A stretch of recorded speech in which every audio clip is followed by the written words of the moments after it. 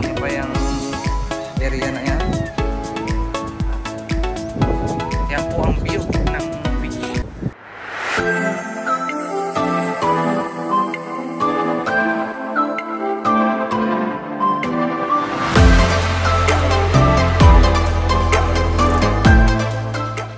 So hello guys, magandang araw po sa ating lahat. Meron tayong panibagong property. So napakaganda ng property nito. Dito po ito sa San Francisco, Quezon. So along the road po ito. Ito yung pinaka main road, high road, parang highway. Kita niyo po yung widening na yan. So yan po, ang ganda. Ito po ay simula pa dyan hanggang dun, at pakurbada pa siya sa kapila na yun. Kaya napakahaba ng frontage dito sa cemented road. Dahil po cemented road ang ating harapan ng property. And then flat po siya. Ayan, nakapantayan po yan. So naayan po. Ang sukat po nito ay 12 hectares. Kapantayan po yan niyugan. At ito po ay beachfront po. Kumbaga goods na goods ito sa mga developer. Kung meron tayo dyan developer o kaya nyo mag-finance dito para i-subdivide itong property nito, dahil lahat naman may frontage sa kalsada at mahaba din ang shoreline po niya. So mamaya pupunta natin yung shoreline niya, tingnan lang natin itong area na ito. So yan po, ayan yung mga niyugan niya, kapantayan. So talagang solid, maganda yung area niya. So ang pinakasukat talaga nito po ay 15 hectares. Pero dahil nga po may widening siya, yan, na widening na yan, kaya mababawasan siya. Ang inano ay 12 hectares lang. Pero kapag pinasukat po ito at bibilhin, ay syempre po yung sumobra ay kailangan po din bayaran yun. Kasi talagang binakal lang nila yung 3 hectares kasi nga po ng kalsada. Pero syempre po pag 12 hectares mahigit, di syempre kailangan kasama po sa bentahan din yun. Dahil ang bentahan po nito ay per square meter, dahil ito po along the road, the same time beachfront po. So ito ay kadalasan binibili ng mga developer, sinasubdivide nila lote-lote, 1 hectare 1,000 per square meter, ganun po ang bentahan nito. So yan po, maraming niyugan along the road, napakalapad ng road. Sa kuryente, may linyahan ng kuryente.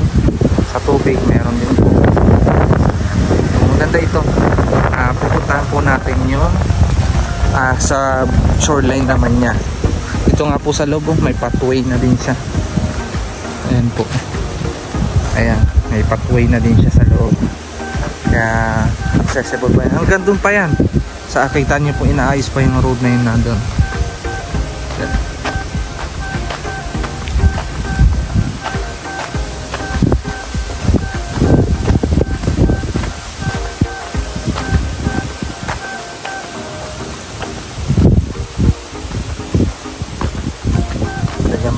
Dapat pa yan hanggang doon. May mga kahuyan pa yun doon.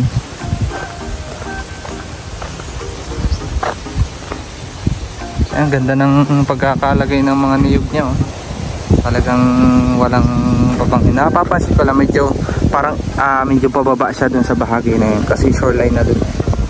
Pababa doon, mataas dito, pero hindi siya yung lalim taas. Ayan. Parang pantayan din talaga siya. So ito, napakaganda nitong i-develop. Ang dali pati ng linisin niya, oh. Ayan po, oh. Ayan, hanggang doon pa daw po yan. Dito po sa road niya, cemented road, ay nasa 500 din mahigit ang frontage niya. Then ganun din po yung sa dagat niya. Then, ito po yung pinaka main road po natin ito.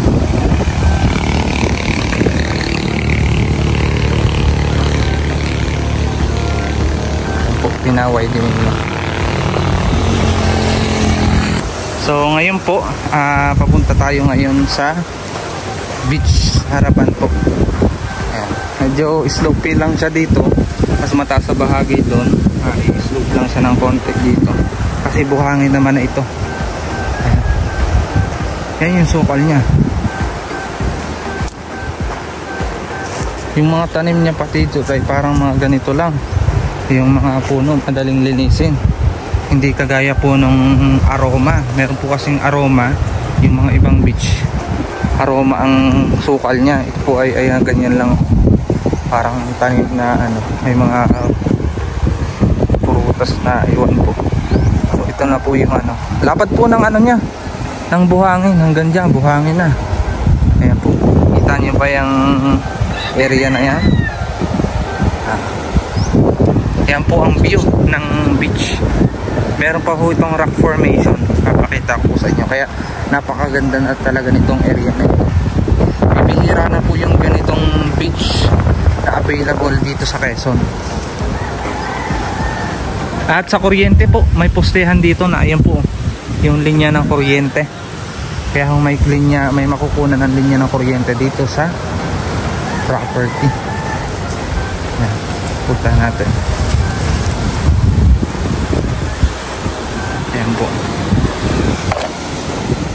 So yan yung ano, nililinis yan. Dito lang bahagi. May iba kasing area dito, napakaraming ganyan. Yung aroma, yung matinik. Ayan po, shoreline niya.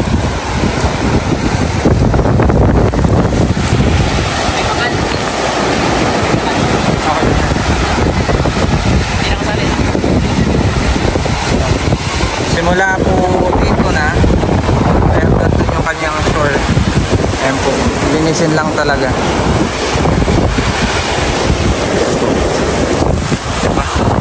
Ayan pa po, may mga rock formation pa siya. Ayan, ganda ng dagat po. Hanggang doon pa po ito, mahaba ang shoreline po nito. Tapos na ayan po, buhangin na yun na dyan, may mga niyog pa. Paano? Ito, na ganyan, no? Hindi kasi ito develop, kaya masukal na ganyang basura. Pero kapag nalinis yan, yan, ganda ng development ito. Ang buhangin po pati dito, pino yan, white sand. Ganito pa po yan.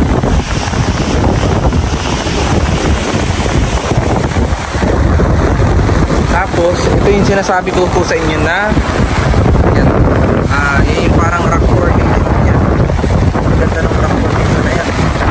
Pag pinapatumal yung makita, parang bago yan. Panyan dagat, green green. Saka yun po ay paano ang dagat ngayon, dahil may low pressure ay talagang medyo galit ang dagat. Marami yan pag nangihibasan. Marami nangihibasan. Hanggang doon pa po ito sa rama. Malayo pa. Tignan natin. Ayan po. Ganda ng kanyang seaside. Napakahaba ng frontage niya. Yan ang rock formation niya. Ganda para sa may island sa gitna. Na malapit lang.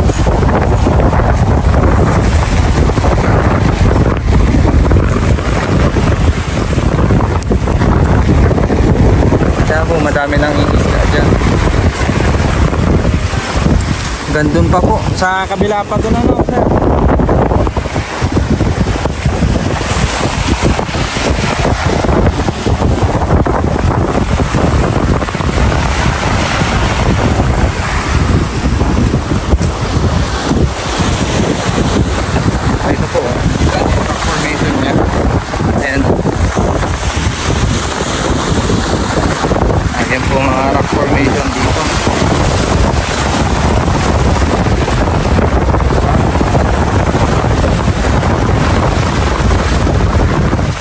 Hanggang doon pa po yan, paikot doon, puntahan natin.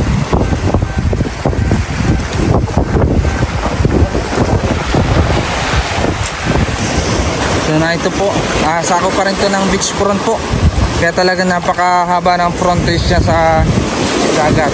Ganon rin po sa pinaka highway niya, ay mahaba din ang frontage niya. Ayan po, ang ganda dito, meron ditong another rock formation. Ayan, no? Parang dinosaur siya. May sungay. Ayan po, yung parang bato na yan, malaki, nasa gitna.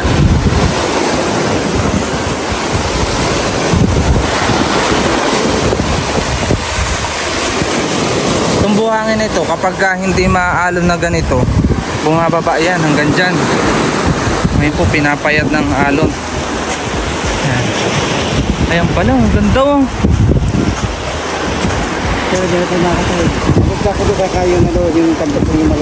Aling yung mataas na yung bato ngayon? Sako pa pala yun. Ayun po, sako pa yung kabila na yun. Ito yung ilan. Ganda yung area yun.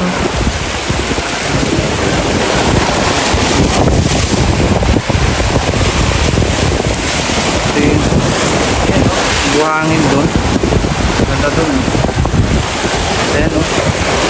Ayan, sako pa rin daw po yan. Ito, yung parang bato na yan. Parang rock formation yan o. Parang dulo ng barko.